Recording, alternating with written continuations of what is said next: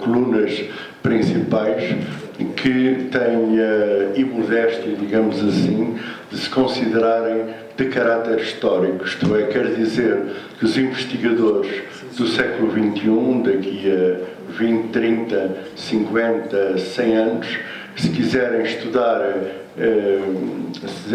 a Maria Teresa Horta, neste caso concreto, terão de vir aqui, é obrigatório vir aqui. Portanto, por um lado é a revista,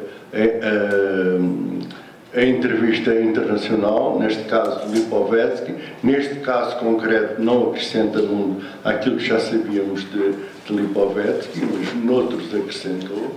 É a entrevista nacional com o professor Luís Filipe Barreto, absolutamente fundamental, e garanto-vos que daqui a 50 anos este número será pedido nas bibliotecas por causa desta entrevista para quem está ligado às ciências sociais e humanas, e será pedido a quem está ligado à história da literatura, à historiografia, da poesia, por causa do dossiê sobre Maria Teresa Horta. O próximo, João Rui de Sousa, que está, digamos, com uma idade muito avançada, uma espécie não só de homenagem, mas como de guardar o sumo poético dele numa última grande entrevista e último grande dossiê. Eu vou ler agora, nós gostaríamos de ter tido aqui o professor José da Silva Horta para analisar a entrevista do professor Luís Filipe Barreto, tal a sua importância. Por isso, porém, por motivos profissionais, o professor José da Silva Horta não pôde estar aqui, mas enviou-nos um artigo de 3 páginas que eu vou ler muito rapidamente, chamando a vossa atenção para um outro aspecto importante. É muito grato fazer esta intervenção. O professor Luís Filipe Barreto é meu colega no Departamento de História da Faculdade de Letras da Universidade de Lisboa e amigo. Conheço há muitos anos, desde que foi meu professor em 1980-81. Como ele sabe, o seu magistério foi marcante no meu percurso de historiador e a sua produção escrita prolongou em mim essa marca. Juntou-se ao longo destes anos, um diálogo estimulante, já entre colegas, em que tem sido manifesta a partilha de pontos de vista sobre o pensar e fazer da história.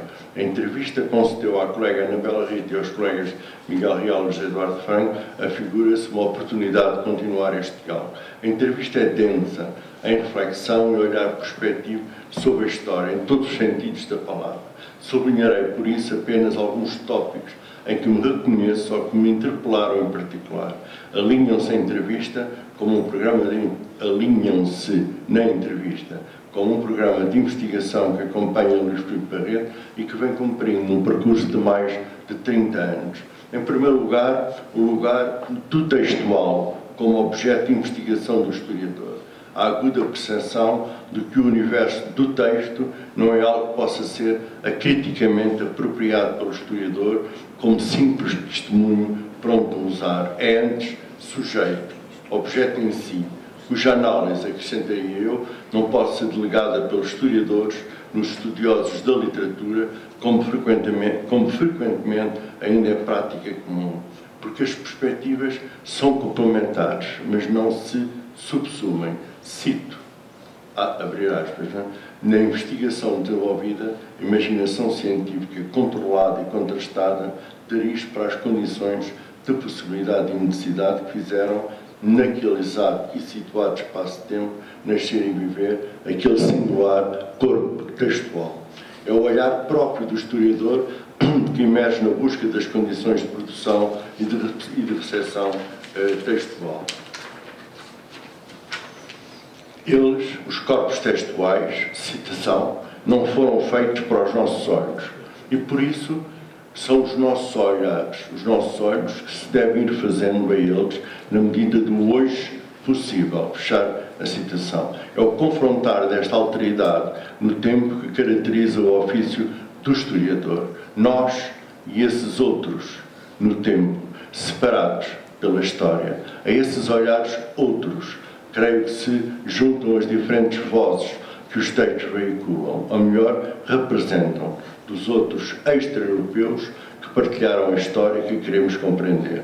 Sem eles, a história, seja dos séculos XV a XVIII, a que Luís Filipe Barreto se dedica, ou dos séculos V até à atualidade, ficaria amputada ou a sua análise enviesada.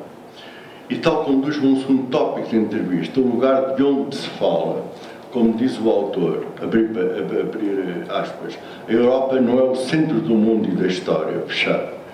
Essa centração, ainda hoje resiliente, importa reconhecer, responde o autor, com uma outra, abrir aspas, nas relações interculturais e na busca de conceitos e programas válidos para dar sentido e razão à heterogeneidade das culturas, aos seus processos de cruzamento, de transformação.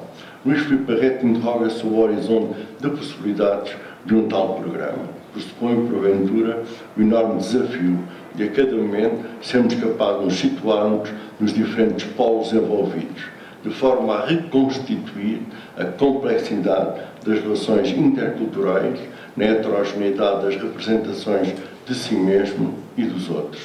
Recorrer a instrumentos conceptuais, não sendo universais, teremos que convocar para nos aproximarmos o mais possível de uma descodificação dessa heterogeneidade.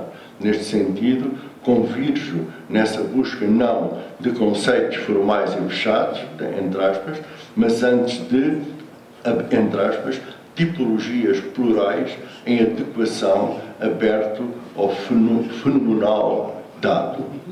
Fechar aspas.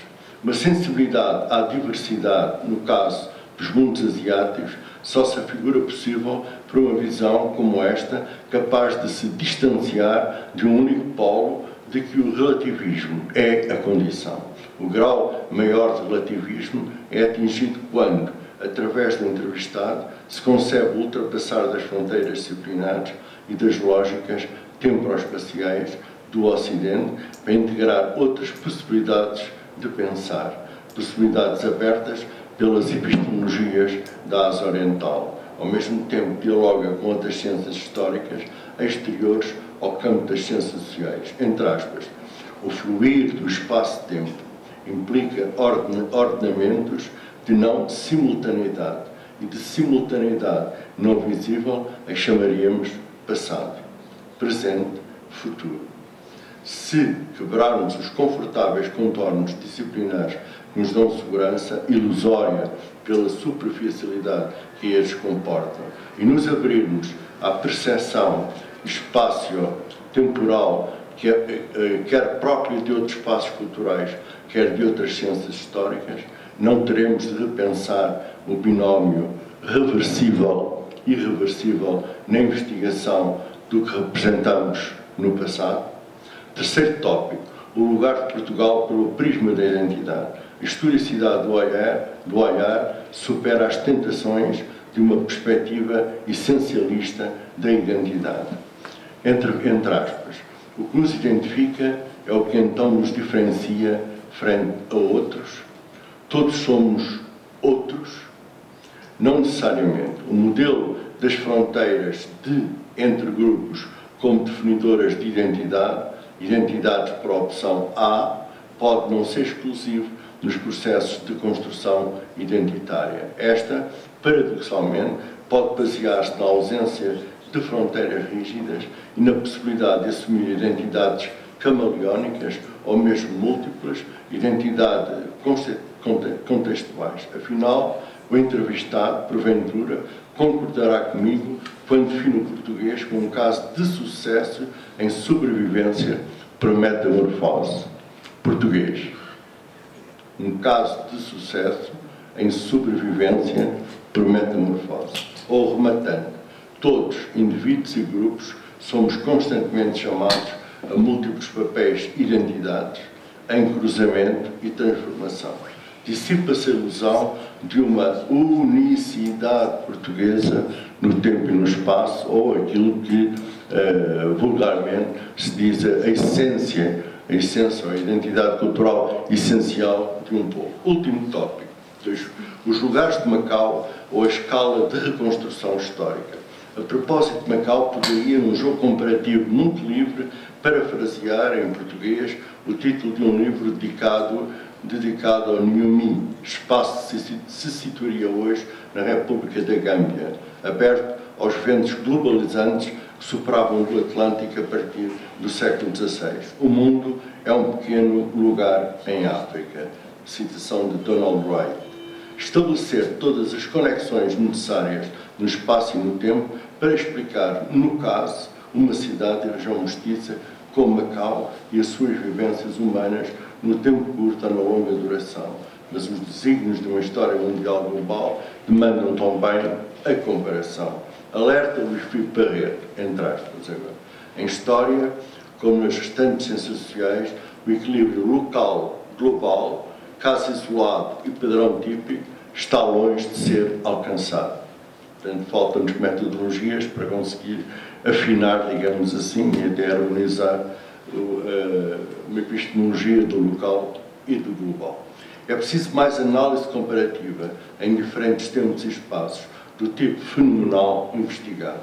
Mas esse desiderato não é possível sem, entre aspas, mais diálogo multidisciplinar. É aí que se deve buscar a criação, entre aspas, criação teórica, que ainda se afigura uma insuficiência do historiar. Em suma, os historiadores são incitados a conhecerem os limites, mas também, sobretudo, as possibilidades do seu ofício, se situar no horizonte dialogante e plural dos saberes, não no conforto das fronteiras da disciplina. Um convite à ação.